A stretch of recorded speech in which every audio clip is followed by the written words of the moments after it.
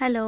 അപ്പോൾ രാവിലെ തന്നെ എണീച്ചു. അപ്പോൾ ചായയും ഒരു പത്തിരിയൊക്കെ കഴിച്ച് എല്ലാവരോടും വർത്താനമൊക്കെ പറഞ്ഞിരിക്കാം കേട്ടോ.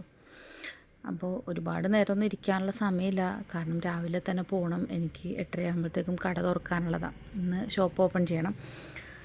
അപ്പോൾ പിന്നെ ചായയുടെ എല്ലാം കഴിഞ്ഞ് ഞാൻ പിന്നെ കൊണ്ടുപോകാനുള്ള സാധനങ്ങളൊക്കെ എടുത്ത് വെച്ചുകൊണ്ടിരിക്കുക കേട്ടോ. അപ്പോൾ ഞാൻ അങ്ങനെ നോക്കിക്കൊണ്ടിരുന്നപ്പോൾ അവിടെ അടുക്കളയിൽ അങ്ങനെ അമ്മച്ചി കുറേ നാൾ മുന്നേ ഉപ്പിലിട്ട മാങ്ങയുണ്ട്. പയ്യെ അതവിടെ നിന്ന് എടുത്ത് പാക്ക് ചെയ്തിട്ടോ.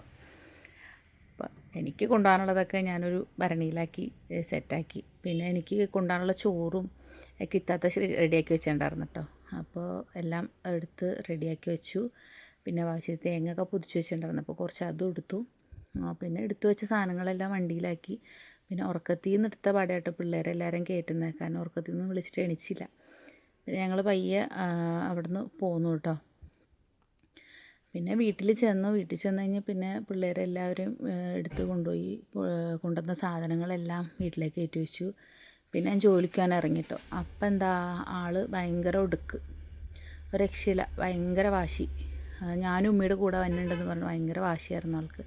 പല പണി ചെയ്തു നോക്കി, പലതും പറഞ്ഞു നോക്കി, ആൾ ഒരു രക്ഷയില്ല. പിന്നെ അവിടെ നിന്ന് വണ്ടി കയറാനുള്ള തയ്യാറെടുപ്പിൽ ആളാകെ പിണങ്ങി നിൽക്കാൻ കേട്ടോ.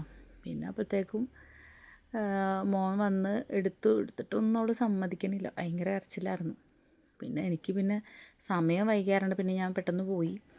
ഞാൻ പോയി കഴിഞ്ഞപ്പോൾ ആളെൻ്റെ പുറകെ ഓടി വന്നിട്ടാ. ഈ മക്കളെ ഇട്ടിട്ട് ജോലിക്ക് പോകുന്ന എല്ലാ ഉമ്മമാരുടെ ഒരു വിഷമമാണല്ലേ ഇത്.